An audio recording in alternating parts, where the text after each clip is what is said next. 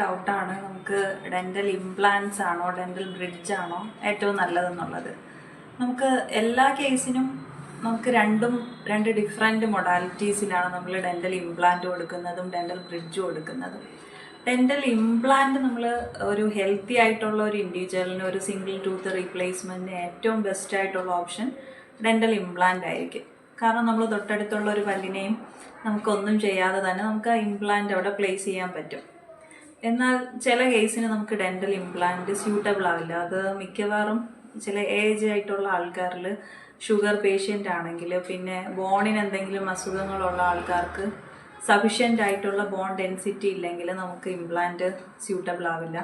പിന്നെ അതുപോലെ തന്നെ ഭയങ്കരമായിട്ടും സ്മോക്കിംഗ് ചെയ്യുന്ന ആൾക്കാർ, ഓറൽ ഹൈജീൻ കൃത്യമായിട്ടും മെയിൻറ്റെയിൻ ചെയ്യാത്ത ആൾക്കാർ, ഇവരിലൊക്കെ നമുക്ക് ഡെൻ്റൽ ഇംപ്ലാന്റ് സ്യൂട്ടബിൾ ആവില്ല.